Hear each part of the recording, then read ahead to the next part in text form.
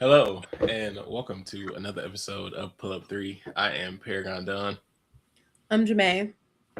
And I'm Jay Trent. and today we'll be talking about our game of the week, Oklahoma versus Kentucky. We'll be talking about the new transfer portal rules, which that'll probably be first because it's smaller. Let's talk about some unrivaled stuff, um, other games that we may have enjoyed throughout this week, and yeah, kind of our expectations going forward. I know we kind of teased USC a little bit last week, and they still have not won a game since that. So yeah, but we'll see how that goes. But yeah, I guess if we want to talk about the transfer portal rules first. Um, let's talk about Unrivaled first. All right, De'Erica Hamby, the only 40 ball in unrivaled history. Volume up. Nah, I'm not gonna lie. Like the the vinyl season got off to such a shaky start. Like I was really prepared to just like turn my head whenever they come up. Because, like, You rooting for them? You still rooting for them? I am. I have to. I have to. They don't have. They broke up my team from last year, but Rye is there. BG is there now. You still got to, yeah, Yeah. yeah. So I still I'm still rocking with him. And so I was listening to Maddie WNBA Data, who we've had a friend of the program, and she was saying that 40 points in 18 minutes is like unheard of. Like the Erica scored 40 points in 18 minutes. Her career high in the W is 29. And I think she said, De'Erica's? huh? She ain't scored. Who's De'Erica's career high is only 29? 29. Yeah. No way. What you think it is? Bro, I thought it was like 30 something. Hold on. Let's do this real Oh quick. no. Because she was averaging like 20 something a game for a little minute. Was she not? Did I just make this up? You might have. This- I She feel like was she gave us 30. she was averaging like I She think she was at averaged like 19 at some point. She averaged 18 last year. Okay. Or last, yeah. Oh, you know what this is? I see what this is. This is kind of crazy. She got that damn SGA shit going on where like this nigga like average what he averaged and like he going like SGA will average 30 and that nigga score like around 30 damn near every game. Like it's not it's no type of fluctuation in his game. Like niggas will average 30 and then it'll be like I might score 40 here, 25 here, 45, maybe like a down game of like 18 and just kind of it averages out to that. But like SGA stay around like 30, 33, 31, 34, 29. And then looking at De'Erica numbers, it's like I would think because she has hovered around 17, 18 points, she would have a 30-point outing. I thought she had a 30-point outing against us because I feel like she whoop our ass every time she play us. But You know what's funny? You know what's funny? You know who she got that 29 against? The dream. The Aces. she also scored 20 against the Mercury. Yeah. Well, So, you know, because you remember, we were like, "Oh, this is the like." She be like at y'all head like when she She play do. y'all.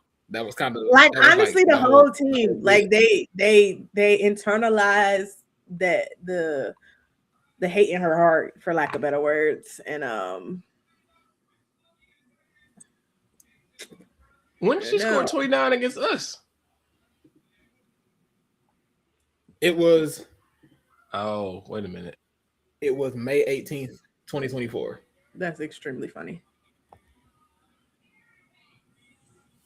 Oh, I do see this. And them niggas lost. I do remember that.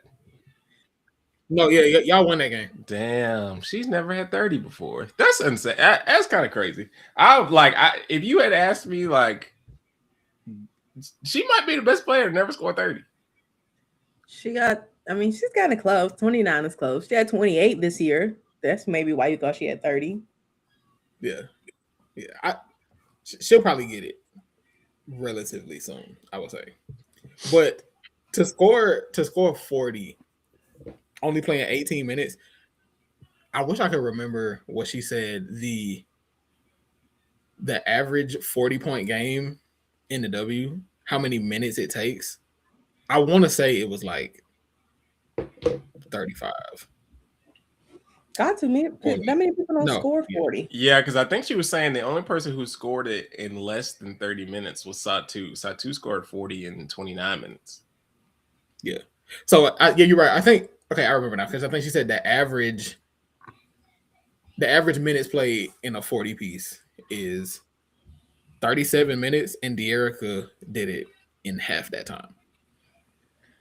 The only thing I wonder is if it's like once they hit 40, the time is cut off, or is it like this is how many? It's probably like how many through minutes. This game. Yeah, because I wonder how. I don't think they.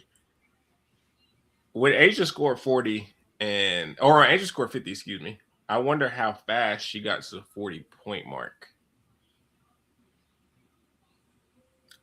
I feel like, yeah, but yeah, I don't because I don't think they would cut it off. I feel like they would probably just be like, how many minutes did you play in this game if you scored 40 or more?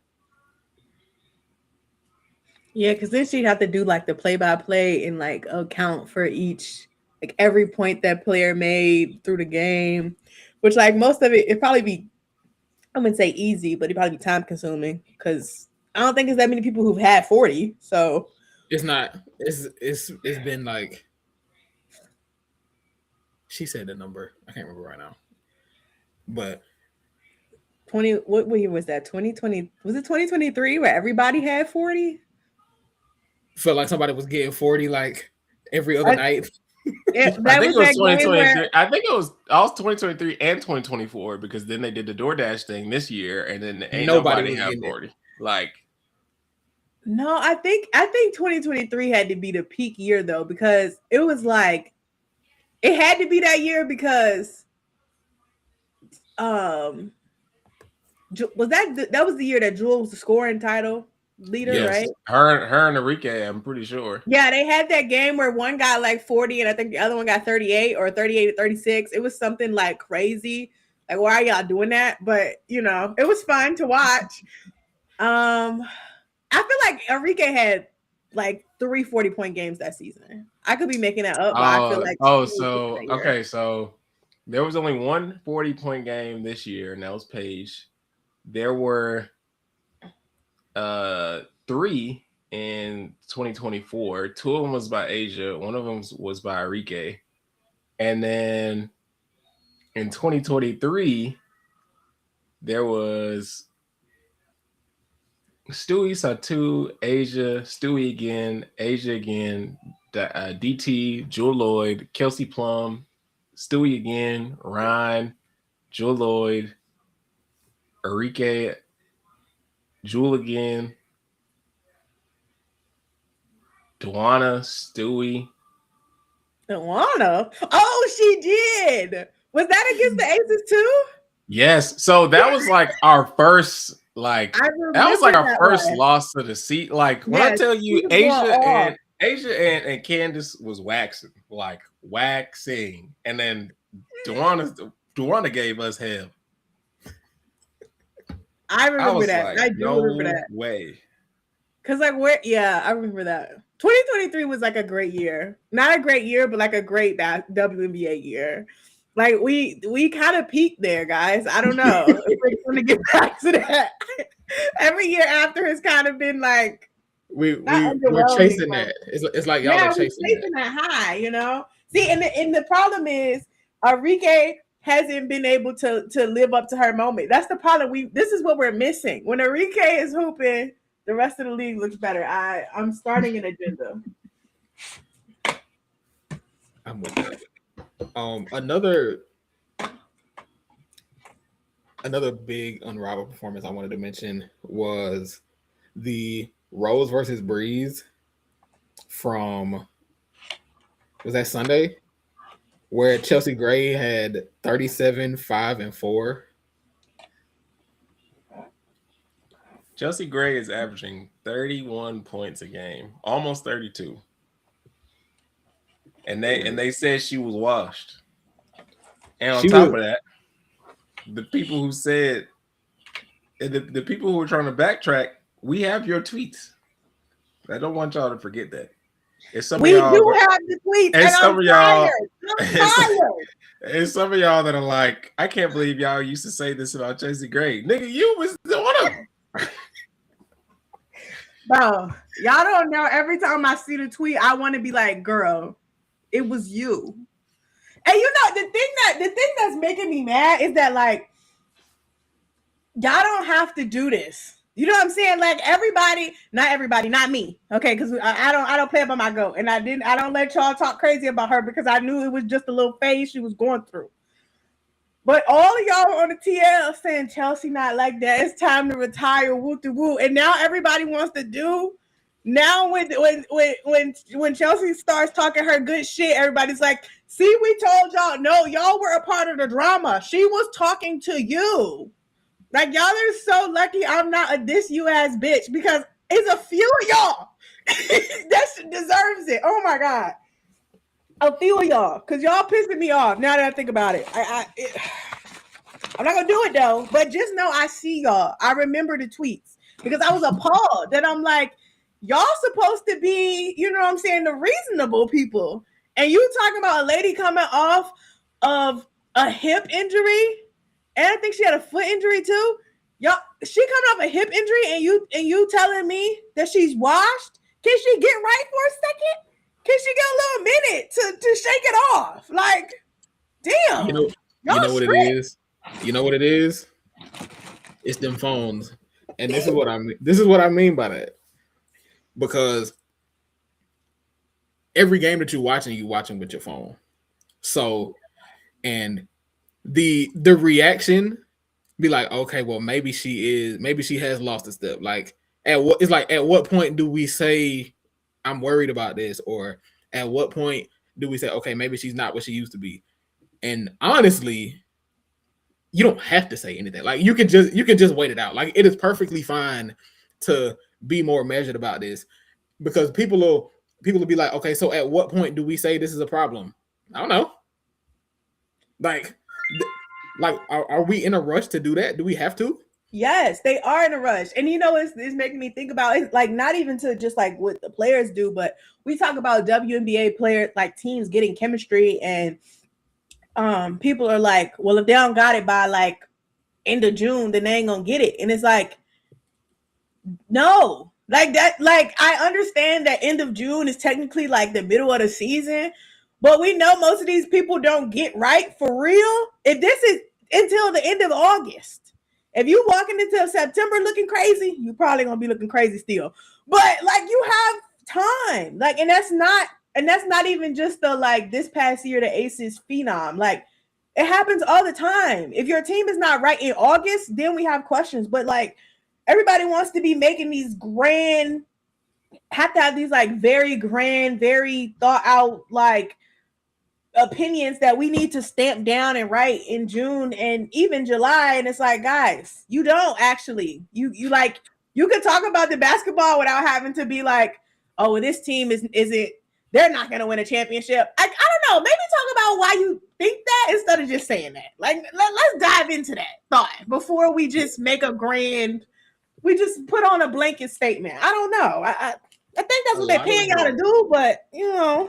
Yeah, a lot of the blanket statement stuff comes from, it's just like, you know, I'm gonna just throw this out there, and then when it happens, I'm gonna quote my own tweet and be like, see, I told y'all I was right. And like, that's really all it is. It's just like, I just want to be right. So it's like, I could tweet the exact opposite a month down the line and just bookmark both of them and be like, I was right at one point. That's what people do though. And that's the crazy thing. It's like, do you know we can see you? Like we can see you. People platforms be like in that middle ground, or like small enough to where they can say certain things and people will not check their tweets, but like big enough to where certain things will go off if they do say certain things.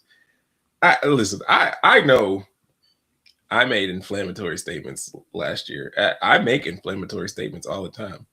My thing is, you just can't be scared to be wrong, or at least like admit you were wrong. I will admit I'm wrong 10 times out of 10 because that's just how the game. It's okay to change your mind when you're presented new information, but you also can't act like you didn't say that originally.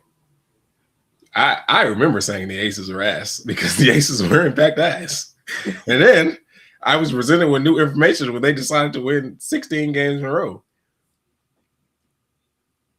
Yeah, like and I feel like I think that's what it is. Like a lot of it comes from people being ashamed to be wrong, and it's like there's no shame in that. There's no shame in that. We're always processing new information. It's just the fact that people, if you jump out the window and say something crazy, it is a possibility that somebody can come back and be like, nah, I remember when you was talking like this. And you just got to eat that. Like, you was wrong. It's okay. It's okay. There's no shame in being wrong.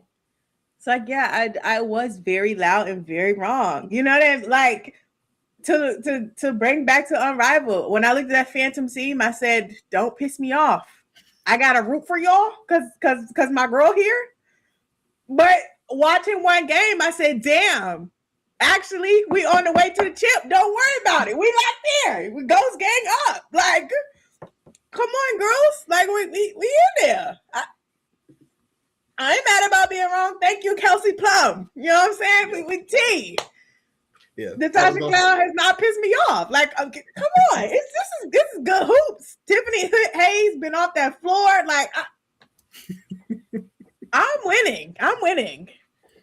Yeah, I was gonna say, speaking of the Phantom, we got another top performance from Kelsey Plum. She had the game against the Lunar Owl. She had 38, 8, and 11. Also, in that same game, Aaliyah Boston had 21, 10, and 5 with 3 steals and 3 blocks. And that 3 ball? She did it. She did hit 3 threes in that game. 3 for 5, guys. If Aaliyah Boston if this shit carry over, just don't even worry about it. Don't even worry about it. Kelsey was like, man, them illegal screens kind of fire. Oh, and not to soapbox about that, but I'm like, I should have known y'all was gonna think piece that, but to see it in real time, I was like, are y'all for real? Like, Kelsey is clearly, and the problem is Kelsey has like a very sarcastic humor and like very tongue-in-cheek, like, and people are like, maybe I shouldn't say this, but it's funny if I say it. And everybody's like, well, you can't say that. It's like, Aaliyah laughed, guys. Like, she's her teammate right now. Like, if she was on a different team saying that, okay, jump her. But like, that's her homegirl right now. Like, you know what I'm saying? They're going to get dinner after this. It's cool. I promise you it's fine. Like, I promise you they are okay. Aaliyah's going to be okay if that lady says she got moving screens. Like, it's not the end of the world. And we know that everybody in the WNBA be committing moving screens. Like, this is not an Aaliyah specific, really a critique. Like, let's all be, it's okay. Get a grip. Oh my God. Yeah, I was about to say, like, it's not an illegal screen if the ref don't call it. Hello. Look legal to me. I don't know. But yeah, shout out to KP. Honestly, though, I am surprised that she didn't go for 40. So maybe the things y'all was saying about her being selfish aren't true. Because she definitely passed it off. She stopped herself. Mm-hmm. She could have had a triple-double. She could have stat padded those 3 rebounds she needed. She knew the Vinyl needed that. They needed that first 40 ball. They needed it to come from that them new blue jerseys. The Vinyl with the blue jerseys. I see y'all. I'm rocking with the away jersey a little bit. They went away from the white. I can live with the blue jersey. Interesting. I'm always a big proponent of this nigga got too many assists. And I think for if you gonna have 38 and 11, bro, you might as well just give me 40 and 10. Bro, just go ahead and pass. Don't even pass the last one bit, bro. You ain't even gotta do that. And we gonna get to this later. But Maggie Dugan had 48 and 1.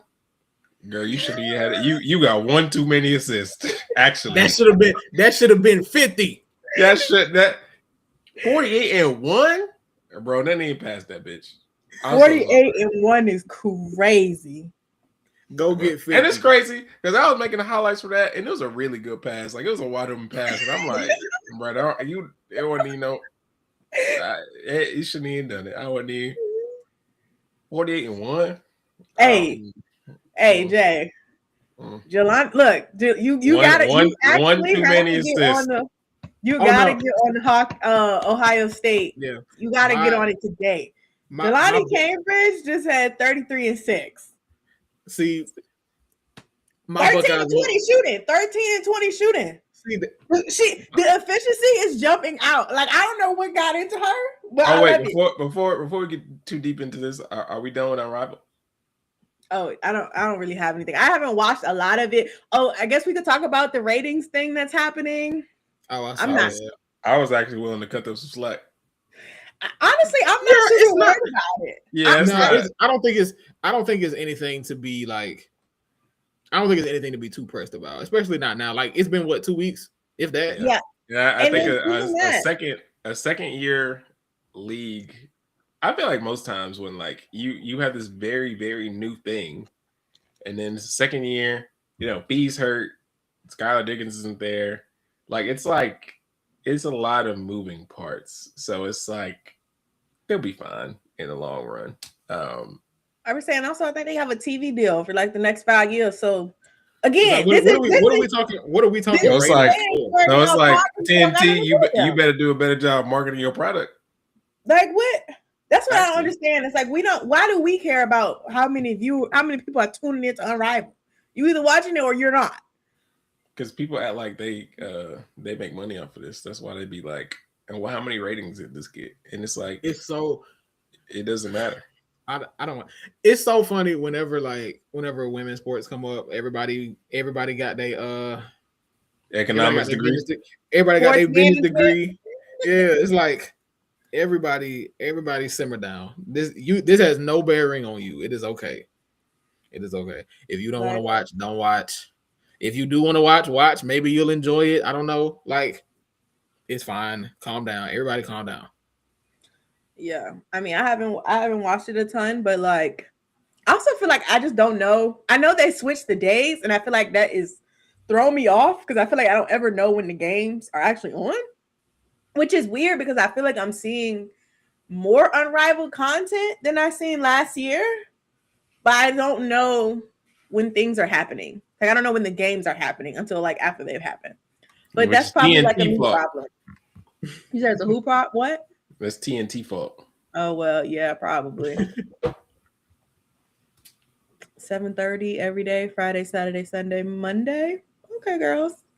We'll lock in. I mean, I'm gonna watch the fandom play. Likely, I need to watch the Hive play because they were actually supposed to be the team I was like rooting for. I gave up my vinyl membership to root for the Hive, because all my girls are on there. But every day I see a tweet that says, "I can't believe the Hive constructed this team," and I'm like, I mean, I didn't really think they were gonna be good, but also like their team is full of first years in Unrivaled. So it's like a learning curve, and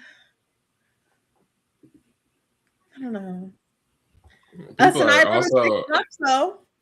People are also surprised that the Lunar Hours are bad. Like they're not missing like two of the best players in the league.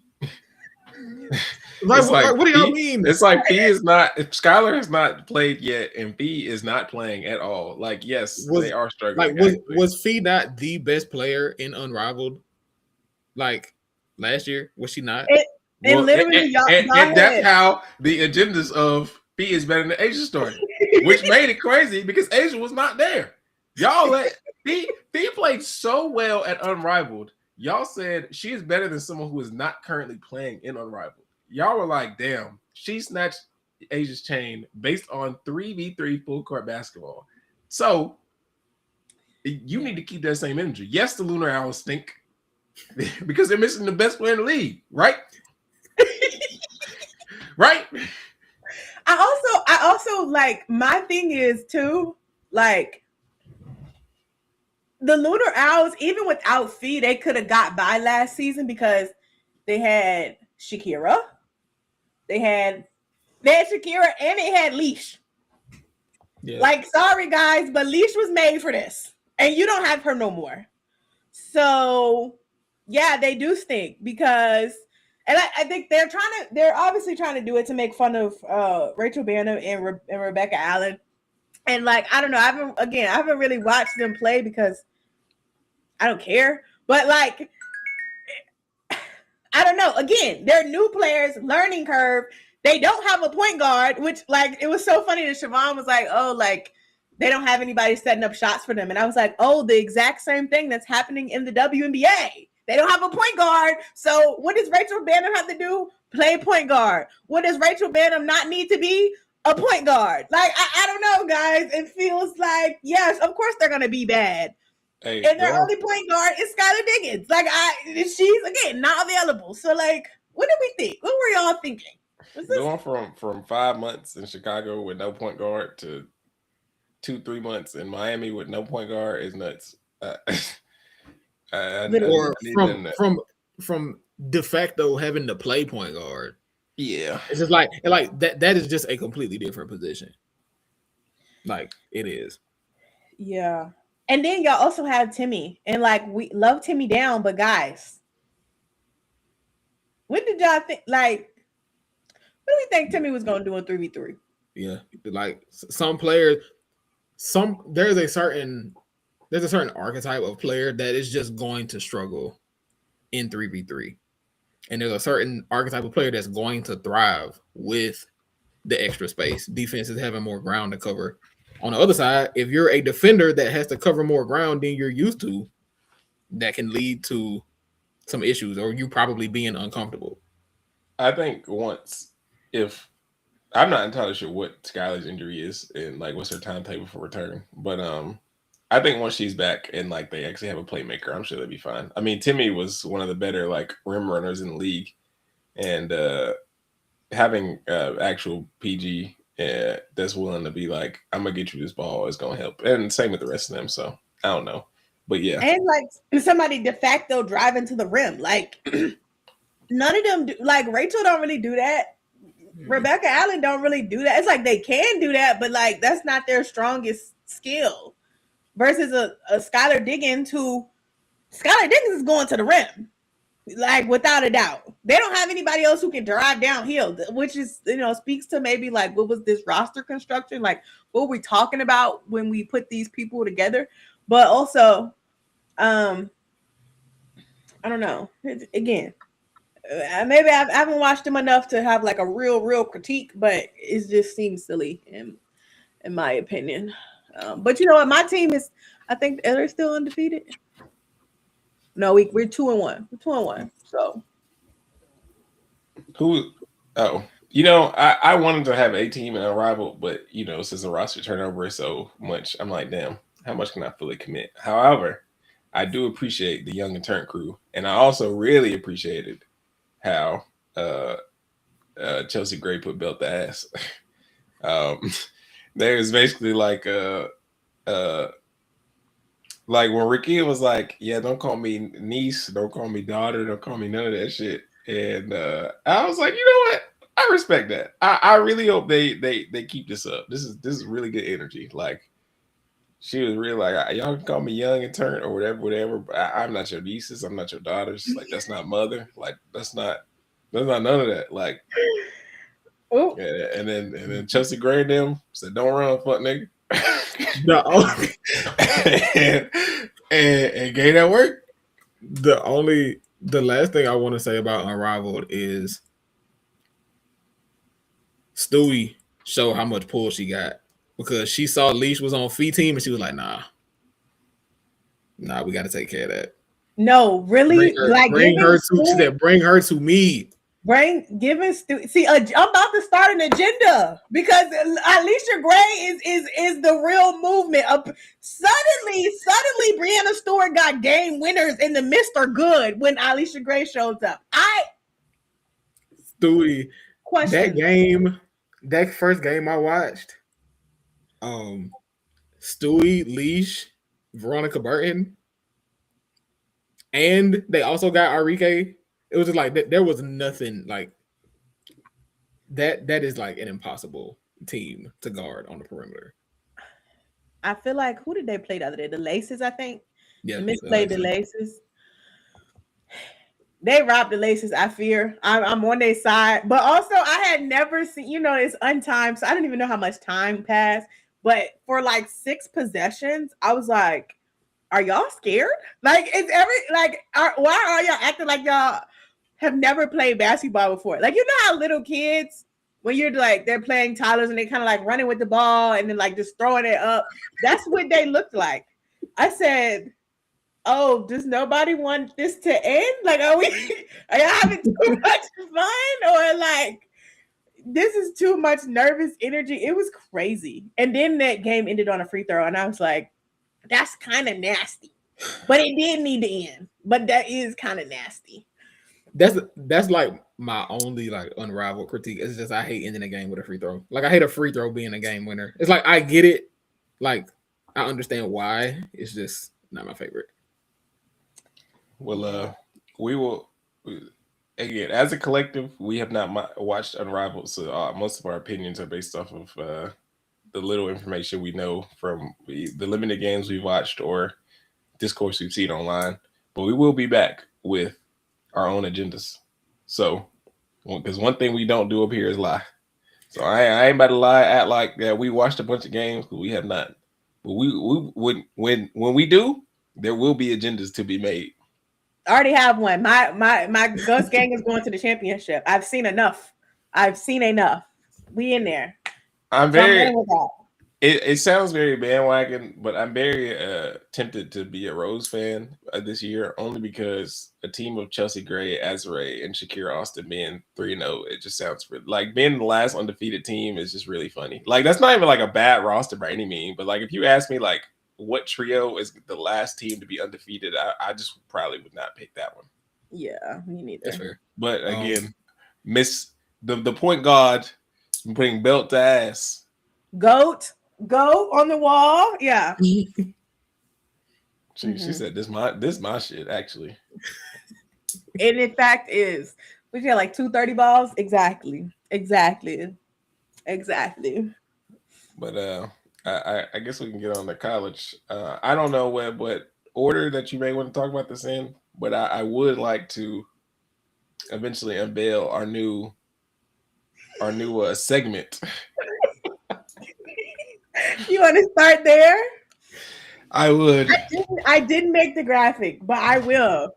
I will make it. And it's okay because for the viewers, this is partially for you, and this is partially because this is just really funny to all of us. So for those who have been watching a while, at times we call people Demon Sparks and Demon Lacan and other things. And so now, after last week, where who was our demon team last week? Cincinnati. We now have a demon of the week. So, who is our demon of the week this week? I'm afraid it may be their only chance to get it. So it has to be Notre Dame, right? It has to be. Notre Dame, you are our demon of the week. And just so everyone is aware, were you going to explain the qualifications of demon of the week? Oh no, I was just gonna say off the back of an efficient Hannah Hidalgo 30 ball. Hannah Hidalgo, you are who they say you are. And by they, I mean like people like me, not like other people. I don't know. They may say bad things about you. But to qualify for Demon of the Week, in majority of circumstances, unless we get like a crazy like 24 to top 24 to top 3 upset, some crazy shit like that, you will be an unranked team beating a ranked team. Notre Dame is in an interesting situation, which is why Jay gave that prerequisite. Is it's probably going to be their only time because they have one of the they're ranked again. They have one of the best players in the country, and like theoretically, they probably should. Like I don't know, I can't really see them being unranked for too long, whether they be unranked or not. Like they just need one Hannah 30.6 steal thing to at least be like in the top 23. But they did beat North Carolina. Bad. By 23. By 23. And then, you know what's so crazy? Like, I actually do really like. They absolutely deserve this Demon of the Week because I tweeted before the game started. I said, "Oh, UNC and Notre Dame finna have a mid off," and then I looked at that score again and I said, "Oh, UNC is the only mid one today." Hannah her dog on sister. I don't know what got into you, but and Cassandra Prosper, like 17 and 14. Like, oh, okay, Miss Girl. Okay, Miss Girl.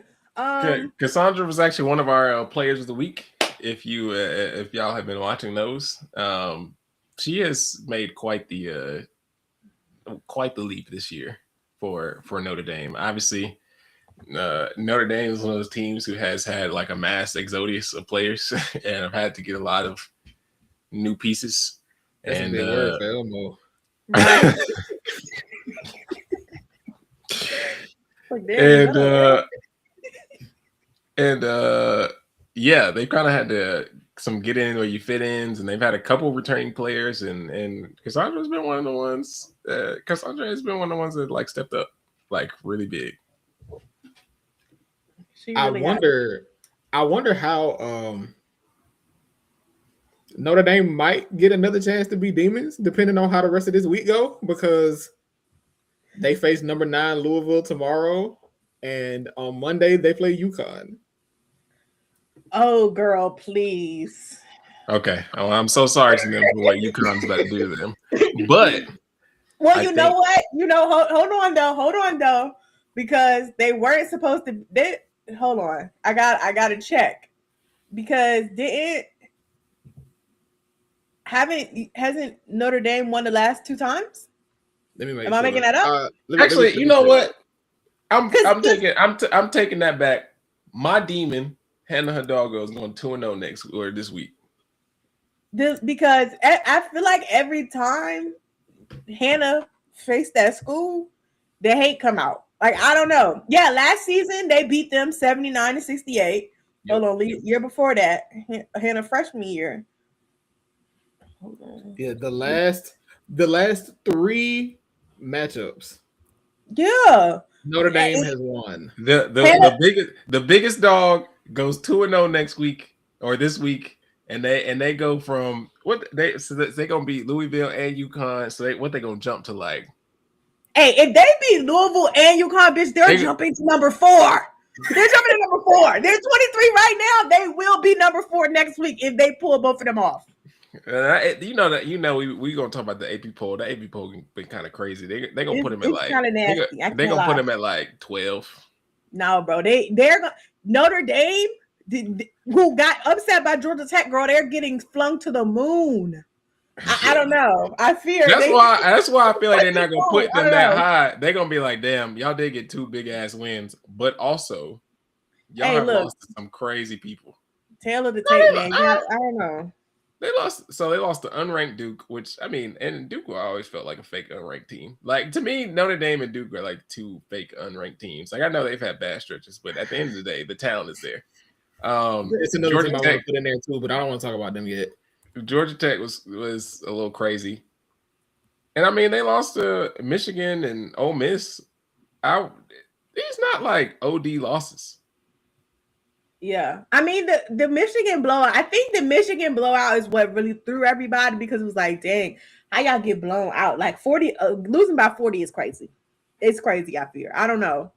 You know what's crazy? I actually thought that Notre Dame had more losses than 4. I feel like the way that they get got talked about. You would think, blown, yeah. the way they it's got just blown off of the rankings, I thought they had more than 4 losses. it's when you lose and who you lose to. Like, Absolutely. Yeah, I know Yeah. that matters a lot. like Michigan and because that was another probably team. the worst game of like the Michigan game might have been the worst game of Hannah's career. Like legitimately the worst game of her career. She shot like 4 for 20, dude. Like I don't know. I don't know if you like she's gonna have more not great games, but I don't know if it's ever gonna I ain't gonna say it's never gonna be that bad again. Let's knock on wood, sister. I don't wish that for you. But That shit, my girl, you know, my girl be getting to the Sweet 16 to get drunk. I'm scared. hey, look, I actually do need them to get past that. I do need them to get past that. But you know what? What I also decided recently, I will never ever be calling for Neil Ivy's job. If I've done, I know I probably did it in the past. Sorry to that woman. I'm not doing it no more. Because you know what? Everybody should get to be mediocre a little bit. You know what I'm saying? Everybody can't win the championship. If she can get past that Sweet 16, though, you can stay at Notre Dame forever. Don't even worry about it, sister. And don't make it to the Final Four because you're definitely like, go ahead, hang her in the rafters. This rest of the season stretch, I feel like, and once they get past this week, or so they play Louisville on Thursday and UConn Monday, and then they don't play any more ranked teams until Louisville, the last game of the season. Okay, but hold on. But no, okay, we're gonna hope and pray that NC State gets serious. I'm going to see NC State versus Wake tomorrow. So maybe they'll be serious in front of my eyes. Yeah. Although I would hope Wake is even more serious. Or is it at Wake or is it at? It's at Wake. Okay. Hey, look, you know, Wake need that. Get up, yeah. Get up for the home game. We gonna do for them big demon deacons. the real demons. The real demons. Listen, the real demons. Yeah, I mean, yeah, you're right. I honestly do feel like their hardest matchups are in behind them. But also, this is why I don't think like I would not be shocked if Notre Dame finishes like 4th in the ACC. Like they're not going to win the regular season, but they could still very well win the tournament. Yeah. I can't count them out. I can't really root against them. You know what I'm saying? I can't really not believe in them. So Wake was 9-0 and now they're 12-6 and they've lost their last 3 games. I'm kind of hey man, I'm scared of these niggas. I feel like NC State might do something nasty to them. I mean, it's not. I mean, it's conference play. Like that's when the demons come out. Like it's part of it. But see, NC State also just lost to Clemson. So I'm just saying, you really never know what somebody feeling like. Actually, I'm about to steal your line. Basketball is fake. It is. It is definitely fake. You're right. But I'm gonna see if they decide to be them real demons tomorrow. Hey, look, I don't know. Maybe make them a little sign. They don't play a ranked team until Louisville on February the 12th, so they aren't eligible for Demon of the Week until February. Hey, I mean, I don't know. Shout out to our Demon of the Week, Notre Dame. This was fun. Now you're ranked again, so we kind of have to root against you just a little bit.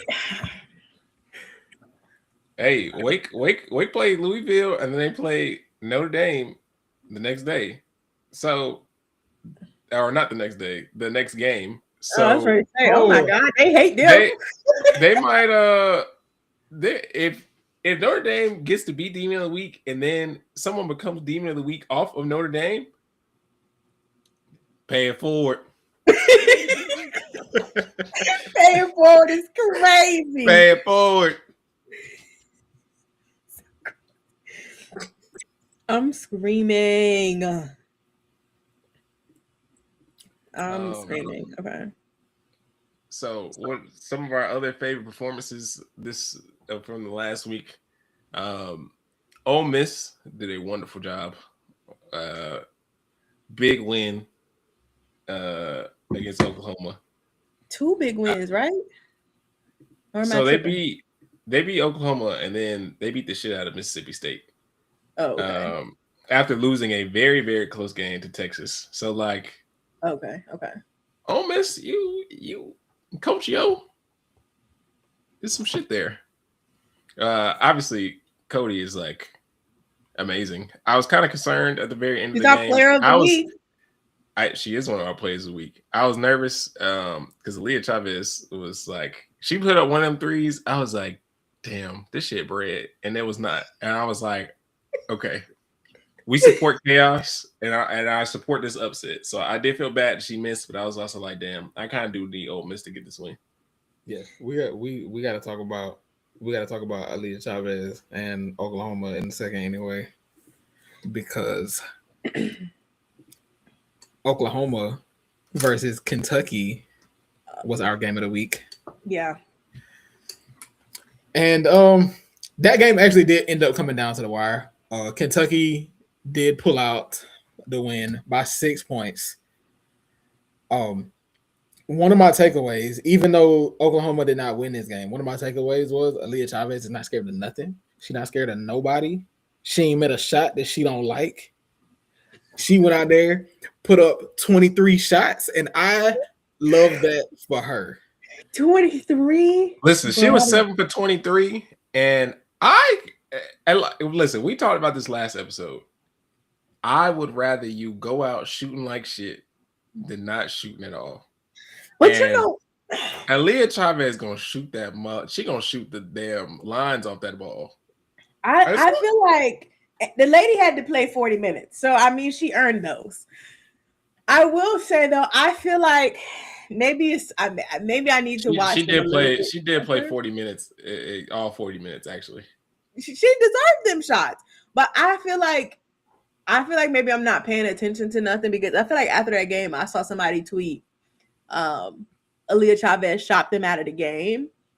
And I feel like as I was watching it, I was like, no, every one of them was a good shot. Like every one of them was like a shot that I was like, yeah, I want you actually to take that. Like you actually do need to take that in this moment. None of them really felt out of rhythm. And maybe that's just because she makes every shot feel like, I'm supposed to shoot this. So maybe I need to take a closer look, but I'm like, who else is gonna shoot it? I mean, Peyton Verhulst, she usually is one of their shooters, but she didn't have a good shooting game. Nobody hit a three except her. This is me box score watching, because I did not get to catch most of that game. So again, if things are incorrect, please let us know. But Sahara Williams shot 1 for 7. Reagan Beers is the only person who shot over 50%. She shot exactly 50%. Aaliyah Chavez shot 7 for 23. Zyvon was 0 for 1. She only took one shot. That's all right. Peyton Volhurst with Verhulst was 6 for 14. Brooklyn Stewart was 3 for 7. So it's not like other people was efficient and then she was 7 for 23. It's like no one was efficient, and that's kind of what I'm saying. Like watching while I was watching the game, most of those shots down the stretch did not feel ill-advised. It felt like, not to say that every shot was within the flow of the offense, because I mean, you brought her there to put shots up. Like that's part of it. So it's not like everything was like, okay, we got in, we flowing into these actions, we're setting her up. Some of the shots is like, look, go get it off the dribble. If you feel like that's what you need to do, go do that. It was some shots like that, but it felt like nothing really felt like, oh, that's a terrible shot. You can't take that right there. Like even the ones that she missed, I was like, I mean, I get it. Like I get why you go for that. But let's talk about the team that won the game. Clara Strack. 18 and 12 with 3 blocks. Hey, hold on. I do have to say that Reagan Beers was beating that lady ass. Like actually beating her ass. I know Clara was hot. I was it's really nothing like the SEC, y'all. Like the way that they call or don't call in It's the post, crazy. It's just nuts. like it was just like, hey, see no evil. Like y'all play ball. I'm very interested in like what like when the refs, like what do they talk about? And I know the refs be having like meetings and like stuff before the season. Do they really just be like, man, it's the SEC, baby. Y'all got you got to die or something. It feels sometimes like if you not bleeding, you good. But because they do, like, there were times where like Clara was posting up, like she was like trying to post up, and Reagan Beers was legitimately just like pushing her with her forearm, like dead ass, like. And y'all know Clara's like maybe what 6'3", 120. Like she's not that big. Like she's tall, but she's not that big. 120 is nuts. I don't know. Like she's not that big. So like Reagan Beers was really roughing her up. And like she was holding her own. Like I do have to give her a lot of credit. She was holding her own, but I was like, I'd be pissed. Like I have to turn around and hit her. Cause like you're doing too much. You are doing too much right now. And she was doing it every play. And it's so funny because when you listen to the commentators, they're like, yeah, they going at it in the post, and it's like, no, like she's fouling her. It kind of is a point though that it's like you can't call every one of them because it legitimately would be a foul on every possession, and like you don't want to slow the game down to that extent. But it's like, I don't know, sisters, because it was rough. I'm really surprised that this girl was 50%. Honestly, she was better than 50% because at least from inside the arc, because she shot 3 threes and she missed all of them. Yeah. Because she was really 6 for 9. 6 for 9 inside the arc. That's heat. Like, that's heat. So yeah, shout out to her. Also Toni Morgan, sister. I never watched no game so stressed out for a player. She was, I swear to y'all, it was like that fourth quarter, it felt like there was like 2 minutes straight where she was on the ground for every possession. I was like, let her stand up. She was grabbing at her leg or her ankle or something. The broadcast was saying that she was cramping. And they left her out there. I'm like, bro. Yeah, she played the entire game. Like, sit my sister down. Somebody else has got to do something. But shout out to Jordan Obi. Down the stretch in that fourth quarter, it felt like she was everywhere. Like on both ends. Like she get a clutch bucket on defense, she get a deflection. Like she was everywhere. Offensive rebounds were hers. Like it says she got 4 of them, and I feel like at least 3 of them came in that final like 3 minutes. It was very masterclass, but you wouldn't really know because her stat line is 11. She had 11 points and 6 rebounds on 4 of 11 shooting, and it's like that's not that great, but it's like the you tape, needed all 11 of the points, all 6 of the rebounds. Like y'all run the tape and you'll see like Jordan Obi was everywhere in the fourth quarter, especially in the last couple minutes. Yeah, so shout out to her. That was a very good very good closing performance, and in such a close game too. We're 2 for 2 on games of the week. Yeah, bangers. I'm proud of us. Bangers. I'm just looking at the play-by-play. Jordan Obi got subbed in with 4 minutes and 18 seconds left in the fourth. They were up by 2. She had a turnaround. Then she had an and 1. She missed a free throw. She had another layup at 3:48, and then she got an offensive rebound with 1:29 left, and then got another offensive rebound with 1:14 left. She got those 2. Kentucky got like 4 straight possessions. I think Claire got the first one and Jordan got the next 2. I was like, yeah. And that was when I was like, yeah, Oklahoma, y'all kind of cooked right now because y'all not getting these boards. It's the will to win. Hey, How somebody bad gotta do you have want it? Somebody gotta have it. That's my thing. When people say defense is effort, not always. Get on that glass. That's effort. You got to go get it. You gotta really want it too, sister. That's You really really need how to bad you want it, ball. So I know we kind of didn't get to talk about this, or not, at least not in full. But yeah, your Buckeyes. I mean, They want me back so bad. Y'all want me back so bad. Listen, dropping 40 points in front of your favorite player ever, and then following that up with by beating the number 8 Maryland, like the number 8 team in the nation. Like that's probably the best week the girls are on a 5-game anybody has had this year.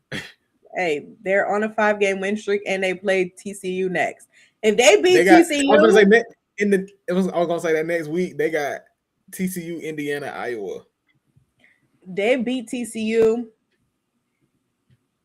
Yeah, I like what I see. I can't say I'm proud because I ain't ready to claim them again, but I like what I see.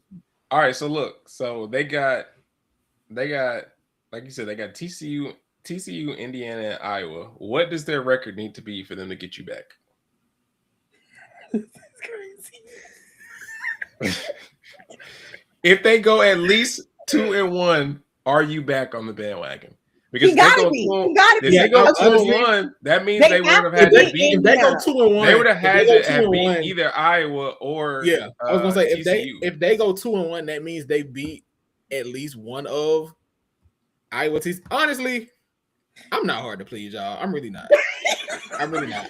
I'm easy. Is it crazy to say I'm easy? I'm easy. Y'all know yourself, twin. Know yourself. just like a man. Listen. I will be back. Ohio State, I will be back. Hey, look, they on Fox on what's the 19th on Saturday? That is Saturday, yes.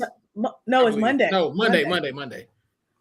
Fox at noon on Monday. We in there. Yeah, we there. Yeah, we gotta be in there. This shit love basketball. Play from our heart.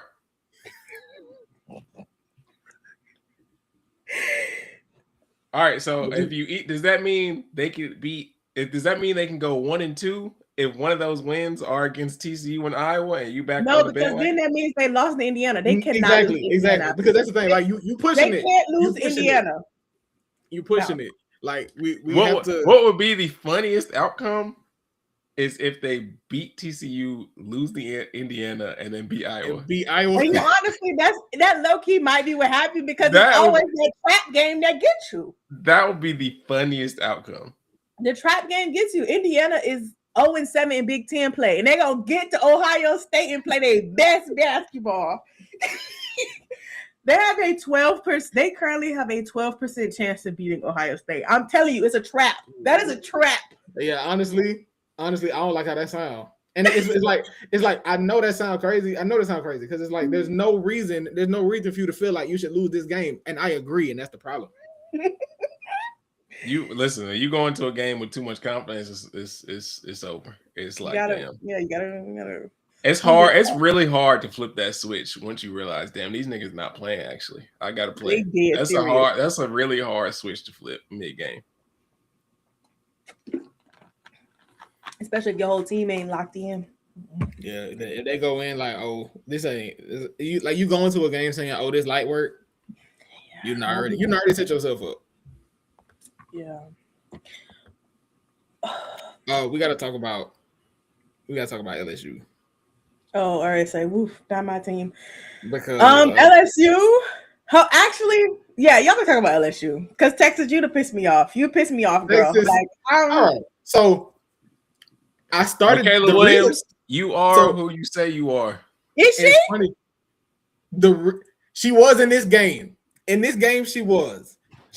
Now, I will say the reason I did not full transparency. The reason I did not say LSU versus Texas for game of the week.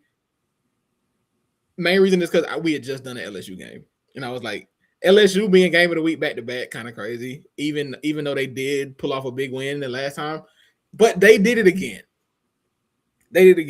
20 for Michaela Williams. They had, was it 5 players in double figures? Yes. Or was it 6? LSU. Oh. They came to play. That is honestly, that's the level that five players in double figures. That's the level that people have been expecting this LSU team to play at. Yeah. And that was why the early conference schedule, the way that those games were shaken out, was so disheartening, because people were saying we know what this team can look like. I can't even lie to you. Looking, I mean, I didn't watch the game. Okay, I watched the first. I think I cut the game off. When I cut the game off, probably like early in the third quarter. No, either second quarter or third quarter. I texted Jay when I cut this off because I was like, Texas, you're unserious. Like y'all not playing serious basketball. I think they was down like 10 at that point. I was like, oh, y'all aren't serious. I don't need to see this. And let me give some credit real quick to Madison Booker, because it got to a point in the fourth quarter where Madison Booker was like, it ain't gonna be because of me. And to start the fourth quarter, Madison Booker picked up her 4th foul. Like, first possession of the fourth quarter, she picked up her 4th foul. And my thought was, okay, LSU was going to go at her for the rest of the game because she can't really contest. And she did everything in her power, one, to stay in the game. Like, she knew how to defend with 4 fouls, which is very difficult to do. On the other end, she was hitting jumpers, and I was like, people was questioning whether or not she had this in her bag. And like, she hit 2 threes on back-to-back possessions, and I was like, she went on a 10-0 run by herself. Man, like, it was so crazy. And they had cut the lead to 3. Yes, Jay texted me all of this. I think I cut it off at the end of the third because I was like, okay, Texas isn't about to win this game. And then Jay texted me and was like, Madison Booker just went on a 10-0 run. I said, oh, she just hates me. This is a personal attack against me. I got the play-by-play pulled up at 8:04. They were down 44-52. Madison Booker made a layup. 30 seconds later, she made a 3-pointer. 30 seconds after that, she made 2 free throws. A minute after that, she hit another 3. And then a minute and some change after that, she made a midi. And she was the only person for Texas to score from 8:04 to 4:42. And then no one else hit a field goal after that.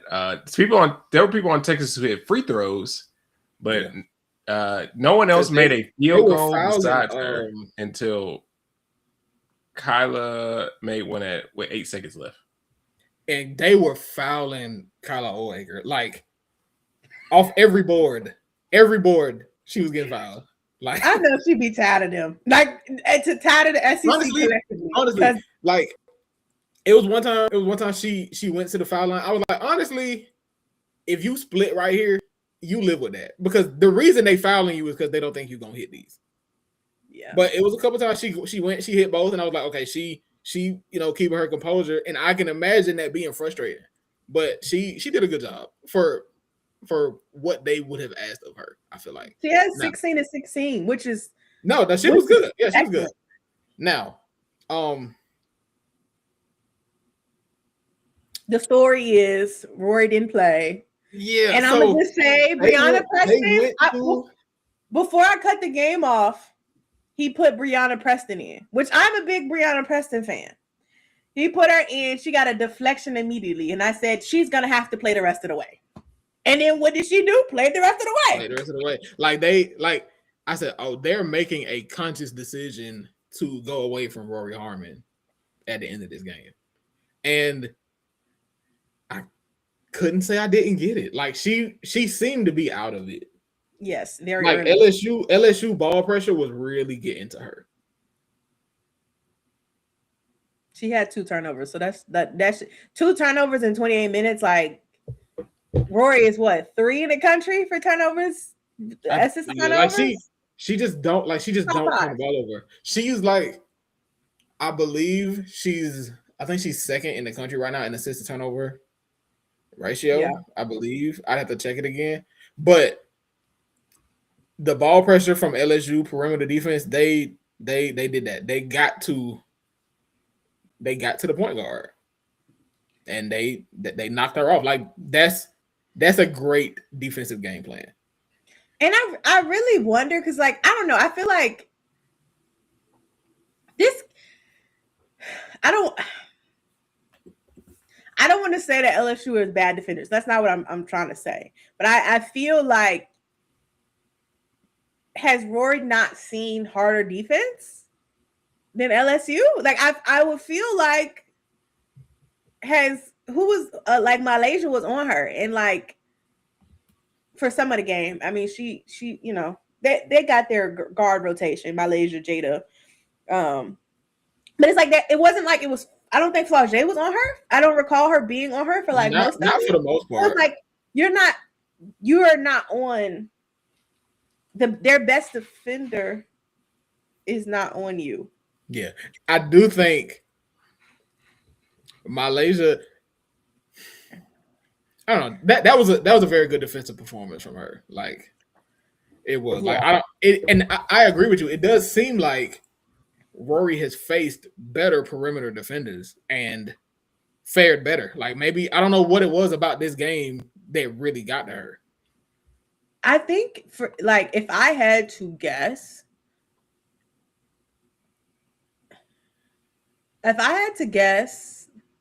I would think it was the shots not falling. Because I feel like usually, which is weird, because I feel like usually she's so worried about playmaking that she don't even really be taking a lot of shots.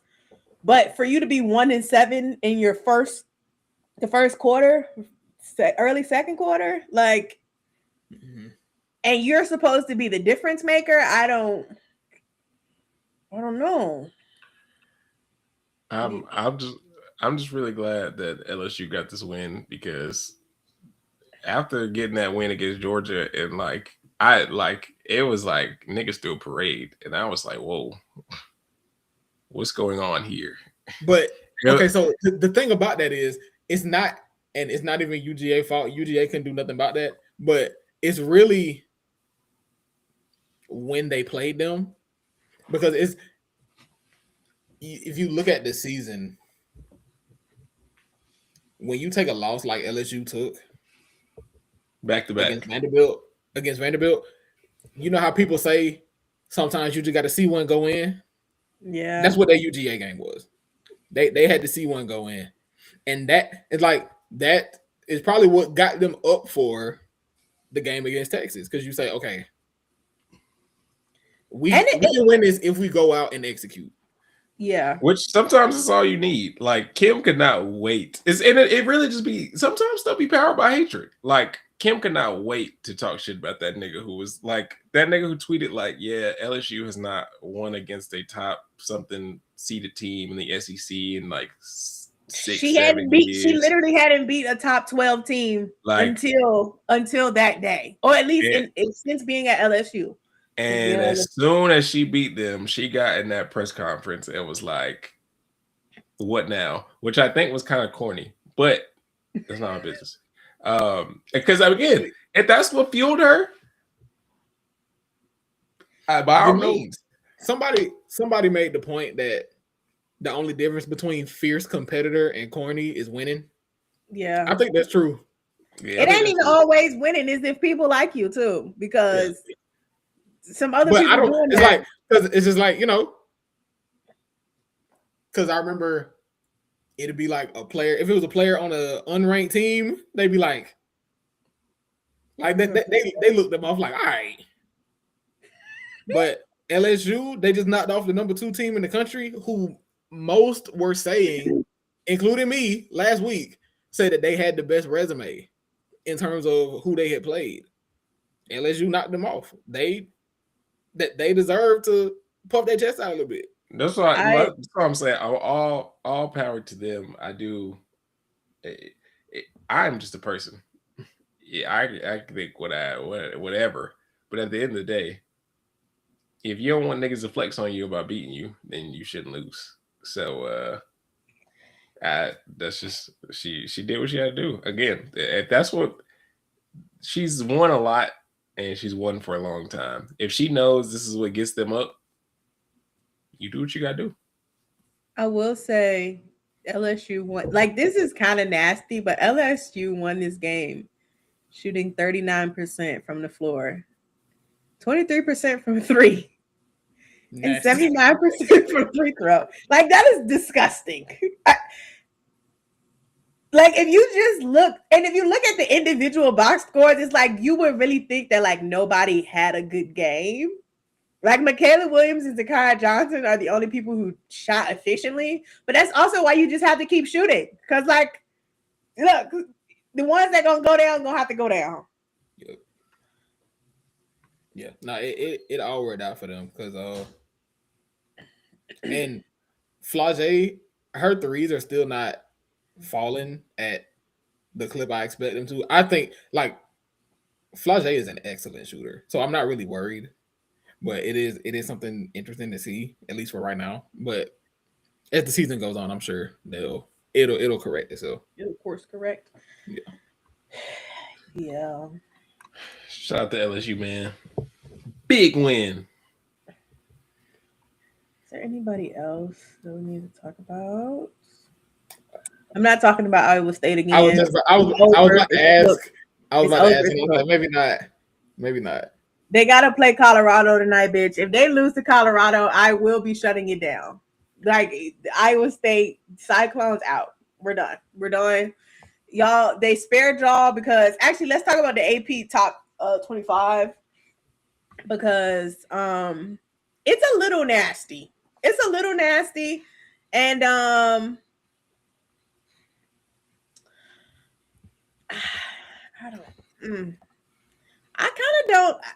I kind of don't know how they got away with this. And Coach Yo specifically got on Twitter and what made me actually look at it, because like I don't always pay attention to the top 25 because personally I obviously the rankings are people's individual opinions that they just collaborate on, which is fine. But the rankings don't always tell me that much, especially like when we have a season like this where it feels like, well, it felt like we talked about last week about them, you having your top 4 teams feeling like they're in a different bracket and then everybody else is kind of some in the water. That feels a little shaky now because Texas just went down. But anyway, it feels like, to me, it feels like I don't have a read on any team below the 5th one. Like, I honestly don't know what anybody under 4 is going to do. Like, I don't know what y'all, and even like when I'm thinking about looking at teams next to each other, I'm like, even the Kentucky-Oklahoma thing. Like, I didn't expect Kentucky to beat Oklahoma, but also they're the 5 and 6 team in the country. And I'm like, are y'all really the 5 and 6 team in the country? Like, I didn't really watch that game thinking that, but also, you know, I don't know. Speaking of Oklahoma, what we did not mention is Oklahoma was up by 13 at one point. Oh, that's gross. Yeah. That's gross. It's funny that Kentucky was ranked number 6. They beat number 5, and now they're number 7. Oh, wait. I don't know how to. Can y'all see the screen? Yeah, I can see it. I just can't. Okay.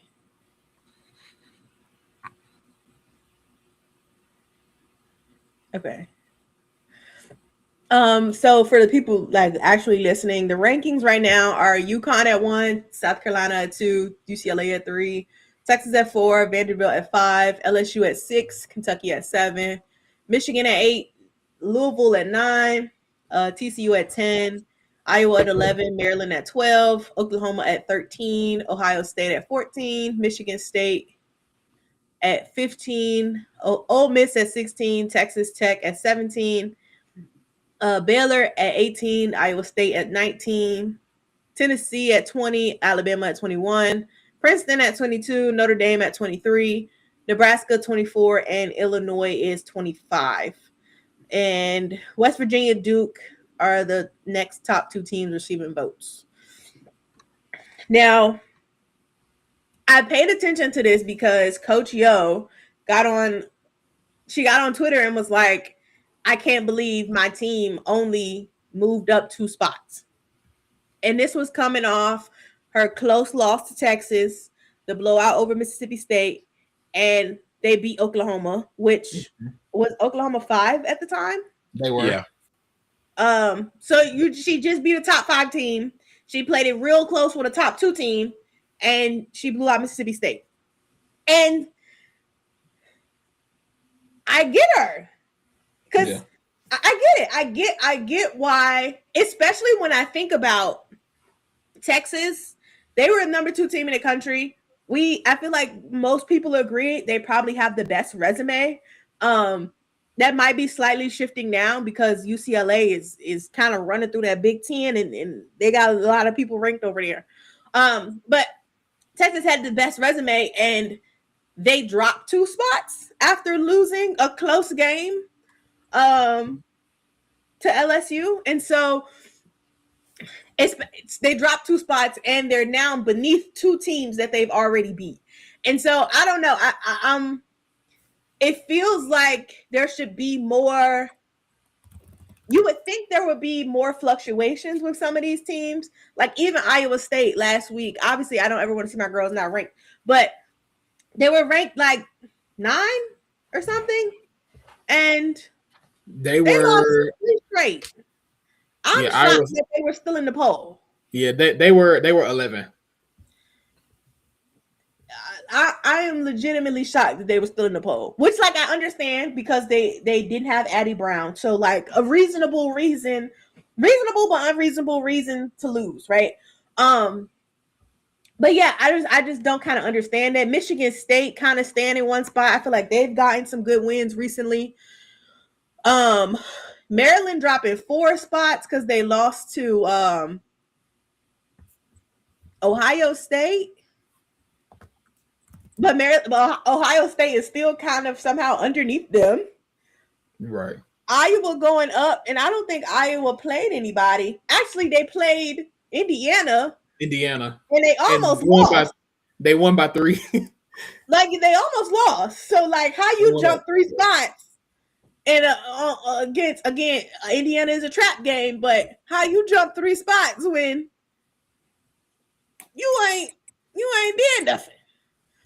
Oklahoma is still ranked above Ole Miss, who again they just lost to. And the interesting thing to me about the Oklahoma, are they on a 3-game losing streak at this point?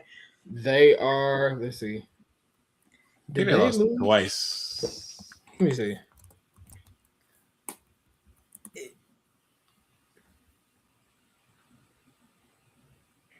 They lost to it's just 2 because they beat Texas A&M, beat Mississippi State, and then lost to Ole Miss and lost to Kentucky.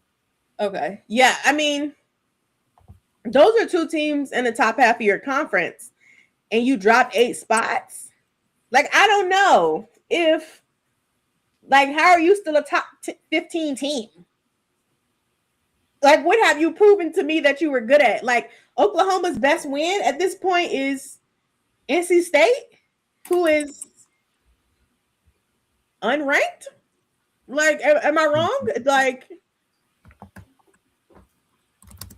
yeah. I think she has a right to feel away because I guess I wish some of the voters were like. I mean, and maybe it's not all the voters like. I know it's an average or whatever, but I would like it'll be interesting to hear people kind of like explain their reasoning when stuff like this happens. But yeah, we'll see. No, Oklahoma's best win right now is legitimately NC State. Their only ranked win so far is Oklahoma State, and Oklahoma State isn't even ranked no more. NC State not ranked no more, and they won't rank when they played them. So, like, I don't know. I can't. Especially the fact that Oklahoma, none of y'all players injured. Like, this is y'all best group, air quotes, best group. Like, I'm just saying, like, I don't understand how you can still be a top 15 team and you don't have like a good win. And then I think about like, but this is also why I said every team after number 5, I'm confused by. Because you got an LSU whose now best win is against Texas, like the number 2 Texas, but their best wins is number 2 Texas, who they won at home by 3 or by 5, and Duke, who is still unranked at this point. They was unranked when you played them. They're quietly putting together a good resume, but again, who they were at the beginning of the season is maybe not who they are now, right? Right. Michigan State, like, I don't know. Ole Miss, like, to Ole Miss's point, like, you just got a top 5 win. Was that 2 top 5 wins? Well, you got 1 top 5 win and 1 top 5. One was a close loss. Yeah, like how is that not better than this one team I think, who has no great fans? I don't know. Yeah, it feels like Ole Miss's resume over the last week warranted more than a 2-spot jump. And it's just like, okay, so y'all gonna make it up to them next week? Because who they got after this? And then they just played Mississippi State. They play UGA. No. Yeah, they play UGA on Sunday, and then Mizzou on Thursday. Yeah, like they should be. So and then the argument then is gonna be, oh well, y'all ain't play nobody. Right, but I feel like we're in a catch-22. But see too, and that's what I'm thinking about. Like these resumes, like Vanderbilt's best win is obviously LSU. LSU's best win is now Texas. Kentucky's best win, LSU. Oh, I mean, it's probably numerically. Yeah, no, you're right. Yeah, both of them were 5 seeds, actually, I think. Yeah, they were. So their best wins are LSU in Oklahoma. Michigan's best win is like Michigan, girl. I don't know what they doing over there. I feel like Michigan is the fakest basketball team I've ever seen, dude. And I like Michigan. I do. But their best win on the season is Notre Dame. Yeah. The 40 ball against Notre Dame at the beginning of the season. And since then, you've lost to UConn, Washington, and you almost lost to Oregon. You won, so we're gonna give you that, but it was looking shaky. Your best win against is a Notre Dame team that has like 6 players. Louisville's best win. That's what I'm saying. Like, I'm looking at these people's resumes, and Louisville. Let's look at Louisville best win. Louisville lost to UConn, Kentucky, and South Carolina. Their best win right now is UNC, which was number 12, and Tennessee, who was 17 at the time. And right now, UNC stinks, and Tennessee is, girl, 20. I don't know what they got going on either. I don't know what they got going on. TCU just they just literally today, as we are talking about this, they literally just beat West Virginia by 1 point. Yeah, Martha Suarez gamed it. That's how it ended. And y'all got upset by Utah. Your best win on the season is NC State, number 10 NC State, who was who's currently not ranked. Like I'm saying, I'm looking at these resumes and I'm like, I can't. How can you be the best? You know what I'm saying? The 10th best team in the country. Let me look at Iowa.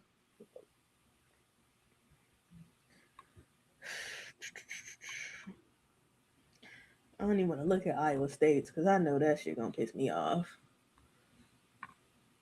Iowa State's best win this season is actually Iowa, number 11.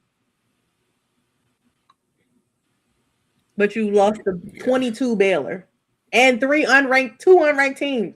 And girl, if you lose to Colorado today, they don't even have Jalen Sherrod no more, so I don't want to hear it. Not want to hear that shit, man. Iowa, let me see who Iowa's best win is. This is fascinating to me, actually, looking at all of these. When does Addie Brown come back? I don't know, but my sister needs to come on. Yeah. Iowa's best win is Baylor.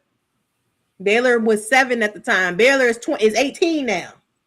And Nebraska, which Nebraska, I don't even know. Is Nebraska breaked out of the top 20? I don't even know. Nebraska is 24 now? Yeah.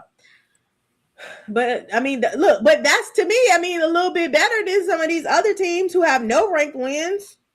Yeah. And it looks like the schedule for Ole Miss is a little bit more favorable. And when I say favorable, I mean in terms of how they'll be viewed. Mm-hmm. Is because after next week, when they play UGA and Mizzou, then on the 26th, they got Tennessee. On the 29th, they got Vanderbilt.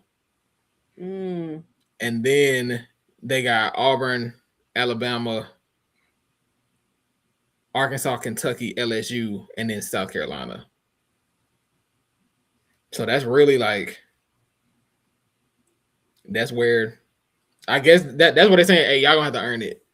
Which it just feel like everybody ain't had to earn it.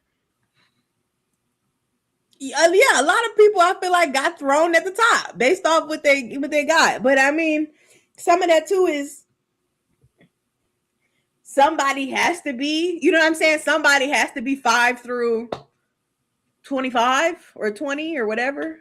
Yeah, so like we gotta fill it in, but like so going back to what we asked last week, do we feel like the top 4 is the top 4? Yes. Do we feel like it's UConn, South Carolina, UCLA, Texas?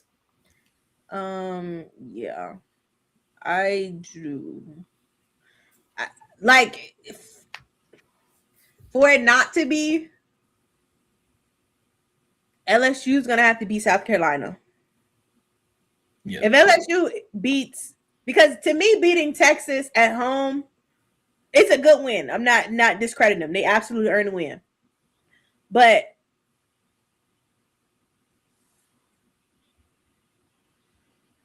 yeah, you got to beat South Carolina. LSU beating South Carolina would be, to me, like for sure that there is no hierarchy. I feel like there's really no. Well, potentially, if Notre Dame can get the hate in their heart and beat UConn, I think UConn had to play Tennessee and Notre Dame. So like them losing to one of them, depending on how they lose, would be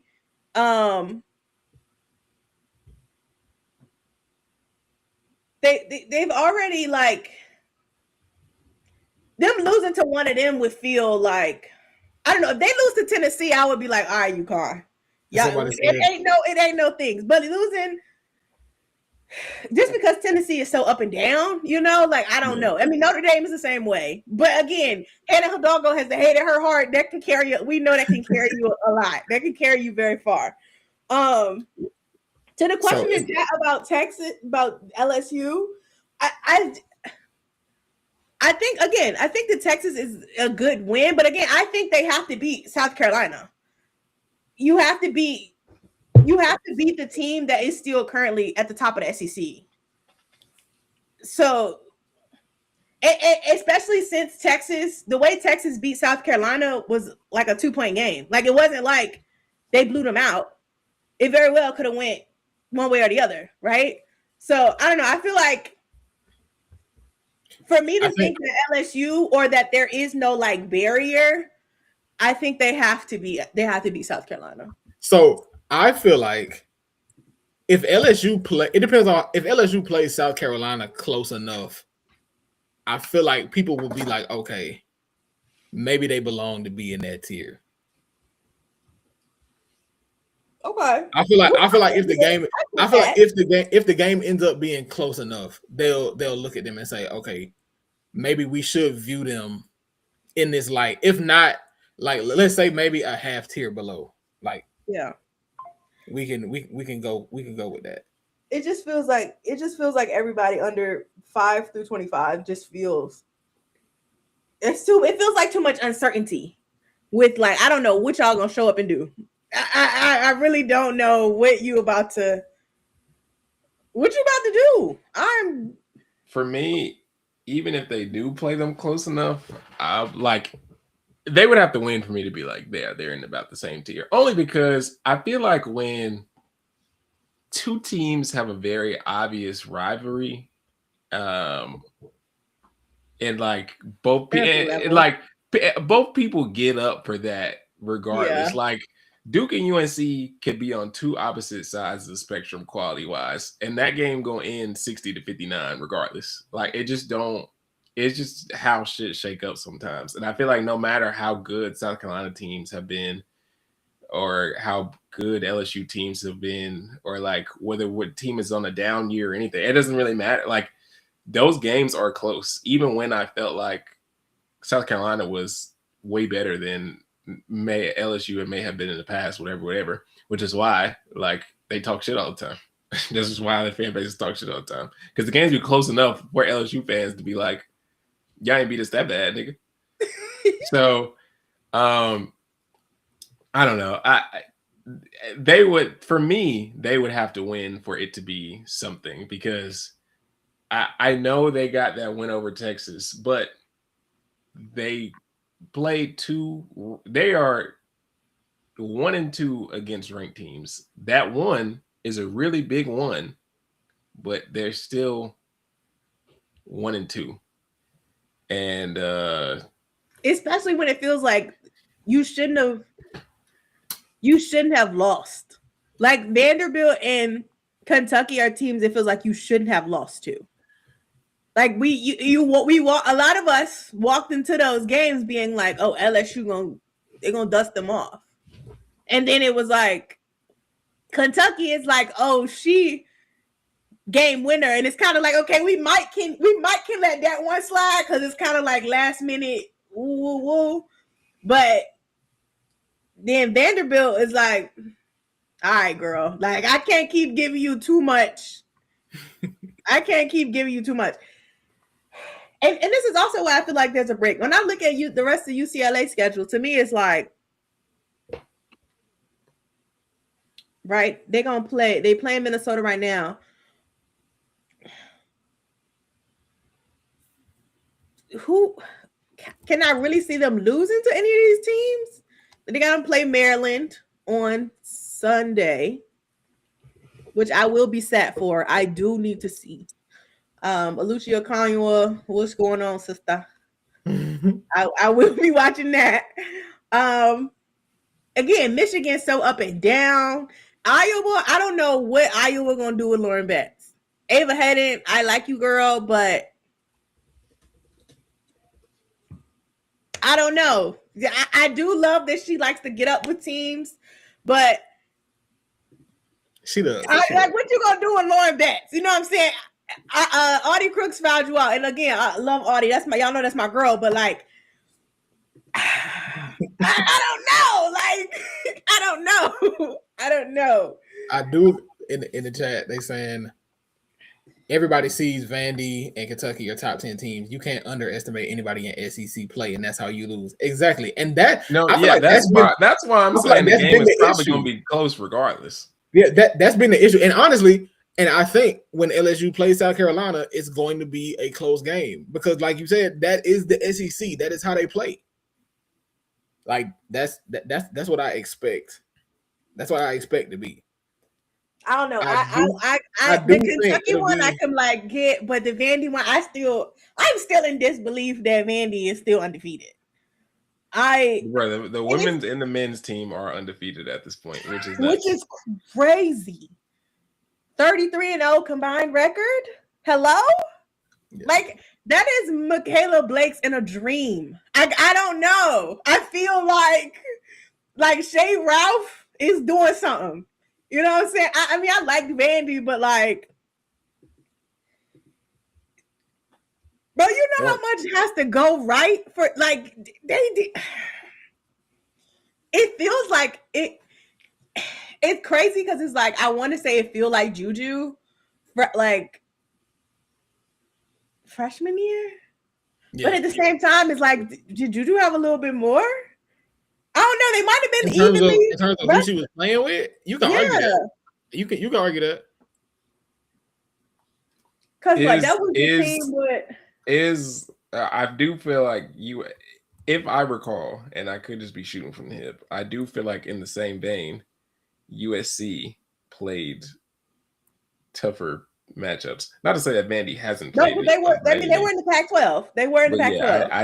Yeah, I think Juju had a little more with her, but also they had to play tougher teams on a more consistent basis. Let me go back that team. That freshman year team, it was Juju, Mackenzie Forbes, Rhea Marshall. Like those were your three leading scorers. Mackenzie Forbes, child, my girl. What was that? 2023? That's 2023. Yeah, 23-24. They played Kansas, Baylor, UConn. Oh yes, Lindsay been putting them girls through the ringer like immediately. Like, oh my god, Ohio State. I don't know. Okay, now that I think about it, like not competition wise, but like player personnel wise, they probably about even. Mackenzie Forbes obviously was a little bit more experienced than Aubrey Galvin. Rhea Marshall is about a Sasha Washington. I wonder how Camille Pierre feels about all this. Well, NC State stinks, so she's probably mad.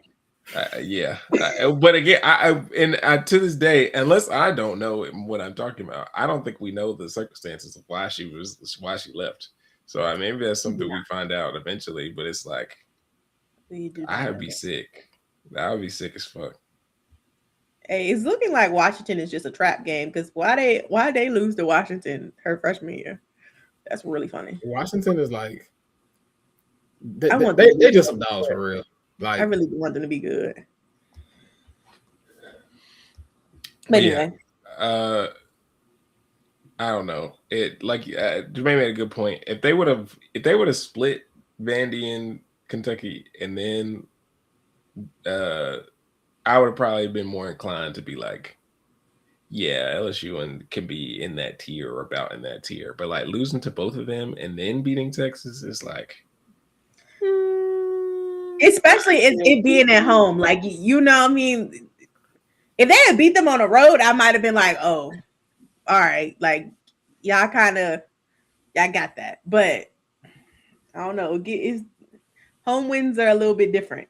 I also think I'm just very juvenile, and I feel like when I think of these tier rankings, I'm thinking of how likely do I feel like you'll be playing in the Final Four, and I just feel like that's South Carolina, Texas, UConn, UCLA just looks so right of a Final Four, unless they we pulled up that bracketology thing and they had South Carolina, UCLA playing like way earlier than that shit looked ridiculous. Honestly, but we do need that. Like South Carolina. Now we're talking about teams who need to win. South Carolina has to beat Texas. They have to. They immediately have to get back. They have to beat Texas, because if not, it might get nasty on that run on the road to the championship. We do need them to beat Texas. I feel like they'll probably play each other in the SEC championship again. Yeah, I wouldn't be surprised. So yeah, I feel like those four I can see in a Final Four. I don't know I can see that if I had to bet on it, that's who I would confidently say, okay, this is who my Final Four is. LSU, I would not feel, and not even just LSU, but any of the teams under them, I don't feel confident in saying y'all could definitely be there. Like Vanderbilt, I mean, Michaela Blake is absolutely amazing, but like if anyone decides to, and not to say just decides, like that's easy, but if anyone could put together a personnel and a bad shooting day with Michaela Blake's, then Vanderbilt's probably cooked in some capacity. We've already seen LSU like do they worst one and do they small one against Vandy and UK. You know, I get you, Sammy. I understand that you always never mind. I don't know what you're trying to say now. As I say, it's always Vandy or South Carolina. It's always nasty for South Carolina. Oh. I thought he was trying to say natty, but that's not what he's saying. I don't know where he's going with that. So yeah, that's just my take on it. But again, all props to what LSU has done very, very recently. I just personally need to see if South Carolina has gotten win tomorrow against Texas. Y'all know what the narratives is going to be if they can't get it done, and I think they will get it done. Yeah, they have no choice but to win tomorrow, I fear. And the girls are already jumping them because Miss 6'7", I have not mastered her name yet. She's supposed to make her debut tomorrow. So that's a very crazy game to have your debut in. The dialogue is gonna get nasty, and I hate that. I hate that for my sisters. I can't let it happen. I do need y'all to win. That's a very nasty game to have your debut in. And you know what? What's his Vic Schaefer already set the stage for his team to lose. So it's like, you know, Vic Schaefer. Speaking of that, Vic Schaefer losing to LSU and then getting in the press conference and saying y'all got something against Texas. Come on. Yeah, that was actually the nastiest thing the coach has done this year. Like Barnett, like I don't know what's the opposite of demon of the week. Dud of the week. That's what that was. That was the dud of the week. Because this nigga ain't lost all year and then put on the woe is me act. Talking about woe is me immediately. Like, bro, I can't believe y'all did this to me. Like, why would y'all schedule all this? Oh my god, what a schedule! Like you been knew what the schedule was. You been knew what the schedule was. And if y'all had won against LSU, you wouldn't even mention, oh, now we got South Carolina on the schedule. I know you wouldn't have. You wouldn't have said it.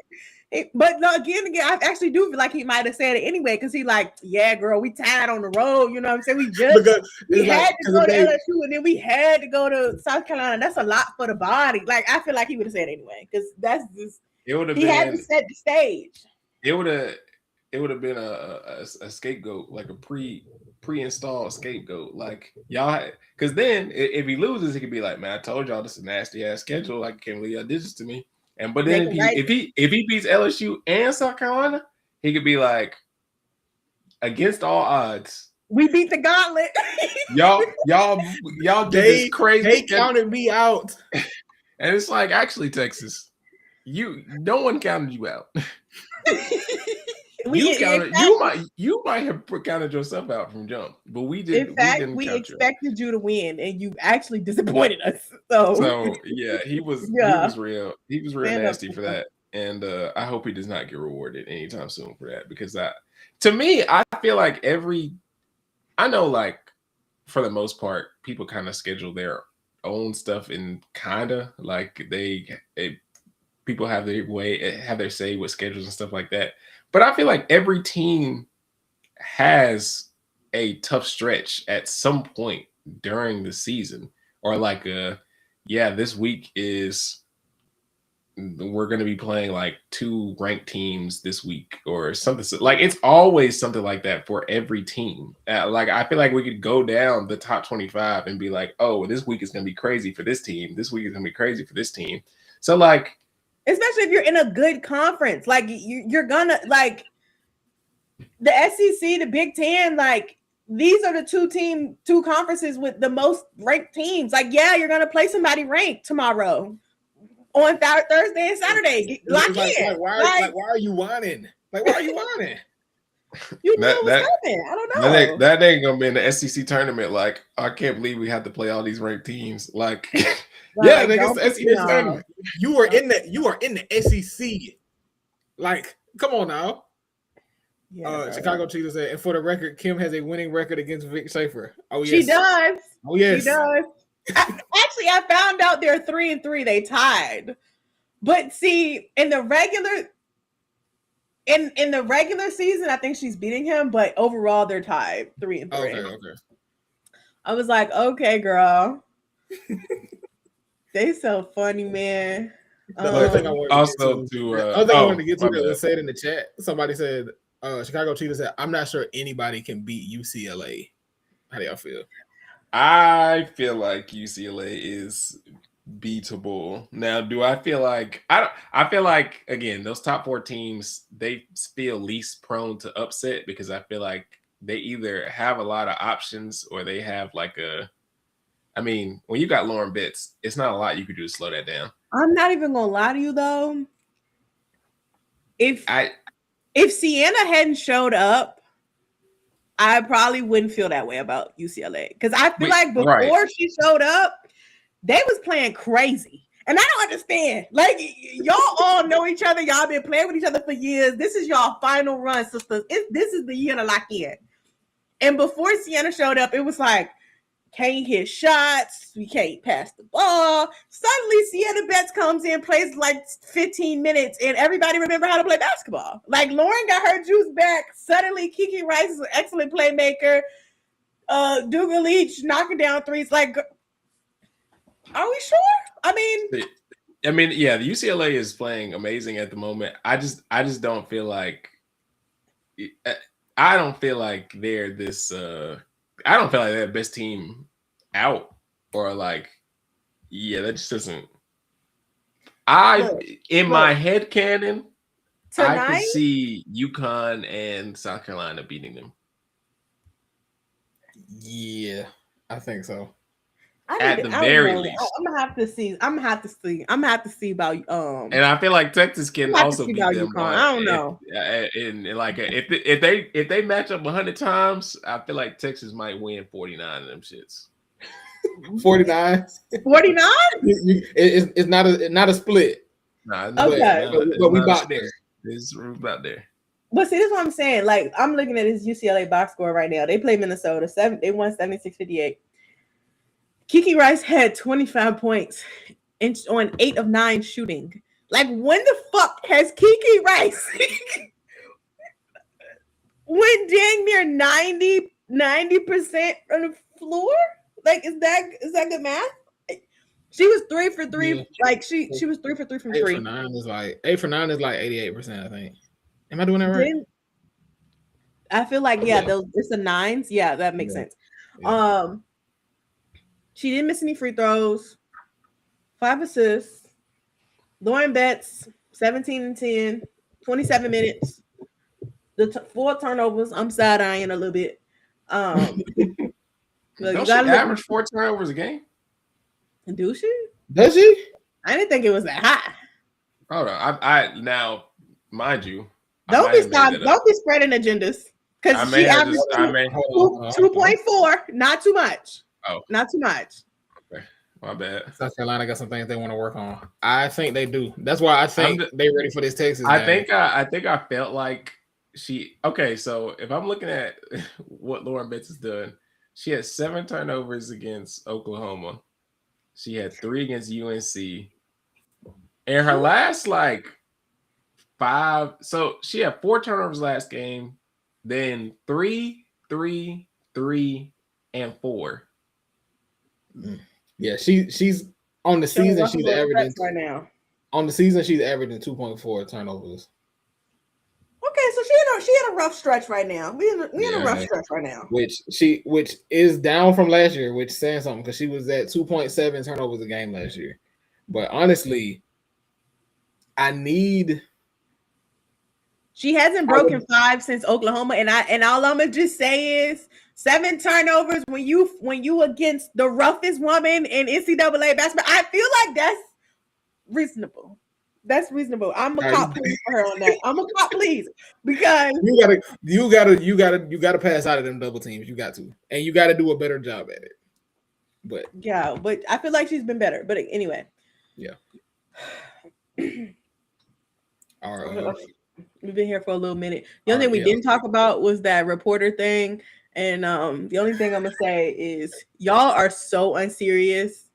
The reporter dialogue, if you don't know, there was a Jacksonville reporter who was giving props to the head coach, and all of the journalists on Twitter decided that they wanted to talk about how unprofessional her big up in the coach in that moment was. And I just want to say all of you are unserious. Every last one of you have been unserious. And I cannot believe we're acting like the press conference is this some super professional, nothing ever goes wrong. People don't say crazy stuff in here ever. Like, I don't know why we acting like that.